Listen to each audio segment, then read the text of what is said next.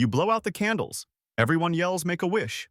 It feels cute and wholesome, until you realize you're repeating an ancient fire sacrifice. Smoke carrying wishes to the gods, a tiny ritual that somehow survived. If that survived, so did others you did this morning.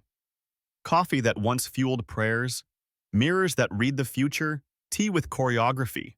By the end, tell me which habit still feels like a spell. Now start with the cleanest survivor. Number 10. Washing your hands. Picture this. You walk into a bathroom, hit the soap dispenser, scrub for 20 seconds. Feels like hygiene.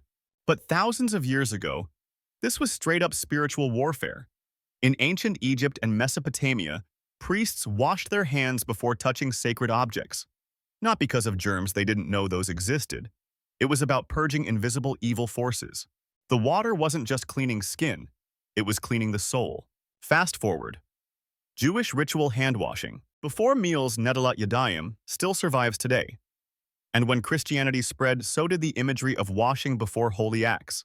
Only in the 1800s did science catch up and say, "Oh, hey, germs are real." But by then, the ritual was baked into culture. It slid seamlessly into our daily wash your hands routine. So next time you're scrubbing after a bathroom trip, remember, you're reenacting a priest's battle against invisible demons. And if you thought that was weird, wait until you see how your morning coffee links back to ancient worship. If water can purify a soul, coffee once kept souls awake to pray. And later, 2 little words will bless your whole morning. Number 9. Coffee breaks. Same logic as washing hands ritual, first science later. You stumble into work half asleep, grab a cup of coffee. Boom! Modern ritual achieved. But coffee's story, total cult energy. The earliest record is 9th century Ethiopia. A goat herder noticed his animals bouncing after eating coffee berries. Monks tried it, stayed awake during endless prayers, and declared it divine fuel. By the 1400s, Sufi mystics in Yemen brewed it in big ceremonies. It wasn't just a drink, it was worship fuel. Songs, chants, spiritual ecstasy powered by caffeine. Europe picked it up later. Coffee houses in the 1600s were nicknamed penny universities. For the price of a cup, you could debate, hear poets rant, even plot revolutions. That let's grab coffee vibe you feel today. Yeah, you're sipping on the descendant of sacred chants and political conspiracies. Every latte is a tiny ritual echoing monks and rebels. If a cup can carry worship, a mirror can carry fate. Tea will get its own ceremony later. Number 8. Staring in the mirror. Coffee kept eyes open. Mirrors claimed they could open the future. You check your hair before leaving the house. Fix your shirt. Practice that fake smile. Feels harmless, right? Except mirrors have always been portals. Ancient Greeks believed mirrors revealed not just your face, but your fate. Catoptromancy was staring into reflections to see visions of the future.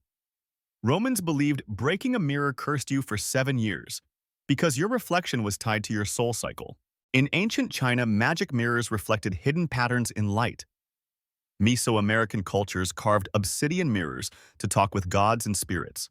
So when you're checking if your eyeliner's smudged, you're performing a diluted ritual that once promised glimpses into eternity. And honestly, your bathroom mirror has seen enough of your existential spirals to qualify as an oracle anyway. Offerings aren't just reflections. Sometimes, they're grains and light. We'll get to the candles. But if that creeps you out, number 7 turns breakfast into a legit altar sacrifice. Number 7. Eating cereal. Temples loved patterns, mirrors for omens, grains for favors. You dump cereal into a bowl, splash some milk, spoon up the sugar rush. Seems like lazy breakfast. But this ritual goes way back to offerings for the gods. In ancient Greece, Rome, and Mesopotamia, people poured out grains as sacrifices. Barley, wheat, oats scattered on temple altars to keep divine forces happy.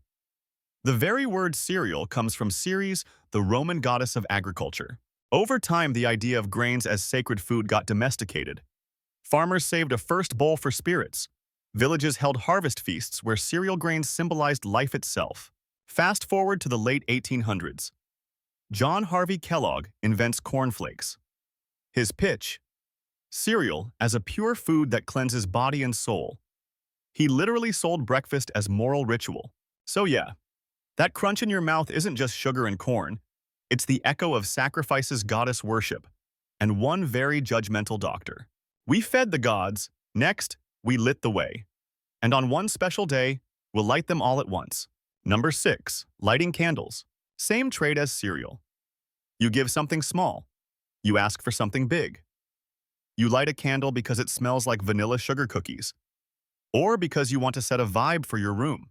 But in ancient times, lighting candles wasn't about cozy aesthetics. It was about summoning gods. Ancient Egyptians lit oil lamps and candles in tombs so the dead could find their way. Romans burned candles during Saturnalia to symbolize eternal light. And in pretty much every ancient religion, fire was the hotline to the divine. Candles became prayer tokens, each flame carrying messages upward. That's why churches, temples, shrines still flicker with them today. So when you strike a match and breathe in pumpkin spice latte wax, you're reenacting a ritual meant to guide spirits through the afterlife, which makes your cozy night in feel slightly haunted. From flames to flesh, rituals moved into the body. The gym still smells like it. Also, mirrors again. And if you think that's eerie, wait until you hear how your workout routine is basically stolen from cult training camps. Number 5. Going to the gym. Candles sent prayers upward. Training sent them inward. You hit the treadmill, lift weights, pretend you're enjoying the elliptical. But the gym isn't just fitness, it's ritualized discipline. The word gymnasium comes straight from ancient Greece. Not just workout spots, sacred grounds for preparing warriors and philosophers, training the body was training the soul. Wrestling, running, discus, throwing, all tied to rituals honoring gods like Zeus and Apollo. In Sparta, physical training was basically religion. Every sweat drop was an offering to the state to strength to survival. Rome copied it with massive bathhouses where exercise, bathing, and cleansing blended into one. Flash forward to today. That leg day pain. That's the ghost of Spartan boys whipped into shape. That no days off mantra, ancient ritual discipline in disguise. So yeah, your gym selfie isn't just for Instagram. It's an echo of sacrifice where your body was the temple and sweat the incense. After sweat comes steam, and yes, cups and choreography are back. Number 4. Drinking tea. Coffee was fuel, tea was a script. You dunk a tea bag, steam rises, sip, and suddenly life feels manageable. But tea isn't just a drink. It's one of the most ritual-heavy substances humans have ever consumed. In China, tea ceremonies go back over 1,000 years. Every movement, pouring, holding, sipping carried spiritual weight. It wasn't about hydration. It was meditation in liquid form. Japan took it further. The tea ceremony Channoyu was performance art. Each gesture choreographed, each object sacred. The point wasn't caffeine. It was reaching harmony, respect, purity. When tea hit Britain in the 1600s, it turned into a new ritual: afternoon tea. Pausing your day to sip became classy, social, almost holy. And if you thought tea was over the top, Number 3 shows why your daily good morning text is really an ancient prayer. Number 3. Saying good morning. Same tea logic, tiny moves, huge meaning. You text your friend good morning, or mumble it to a coworker you barely like. But greetings weren't invented to be polite. They were invented to keep you alive. In ancient cultures, morning greetings doubled as blessings. Romans saluted each other with wishes for health and fortune. In Mesopotamia, words at dawn were thought to shape the day's fate. Every good morning was a mini-spell. In ancient Egypt, people greeted the sunrise with hymns to Ra, the sun god. It wasn't about your neighbor. It was about acknowledging cosmic forces and begging them not to smite you. Over centuries, those rituals shrank into polite words, but the DNA is still there. You're not just being courteous. You're echoing incantations designed to bend fate. So yeah, your morning text is secretly a spell disguised as small talk. Words bless the day. Oils bless the body. We started with hands. We'll end with skin.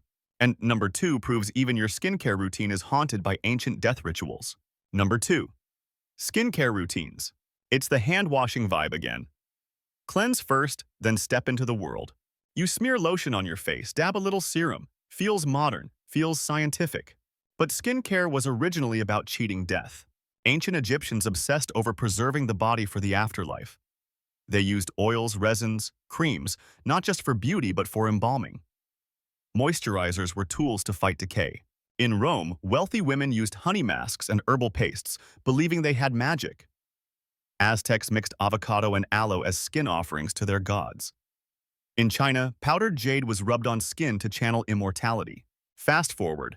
That $40 anti-aging cream, same psychological root, not vanity fear of flesh betraying you. So the next time you rub moisturizer into your face, remember, you're reenacting rituals designed to prepare your body for eternity. And on the one day you're most exposed, you don't hide. You light the room and make smoke talk. And if that's not creepy enough, number 1 will mess with how you think about blowing out birthday candles. Number 1. Birthday candles. You blow out the candles. Everyone yells, "Make a wish." It feels cute and wholesome, until you realize you're repeating an ancient fire sacrifice. The tradition comes from ancient Greece. People baked round cakes as offerings to Artemis, goddess of the moon. They decorated them with candles to glow like lunar light. When worshippers blew them out, the smoke carried wishes to the gods. Romans loved birthdays too, except theirs included literal sacrifices to household spirits. In medieval Europe, people believed birthday candles warded off demons on your special day. So your Instagram-worthy cake isn't just dessert. It's a descendant of offerings, prayers, and fear that evil spirits might crash your party. That moment you squeeze your eyes shut, wish for a better job, then blow. That's pure ritual magic with frosting. You've seen the pattern all video long. Offer, bless, repeat. It never really went away. So yeah, your life is basically a mashup of ancient rituals. Hand-washing, coffee, gym selfies, birthday candles, all started as ways to bribe gods, fight demons, bend fate. And now, it's just daily routine.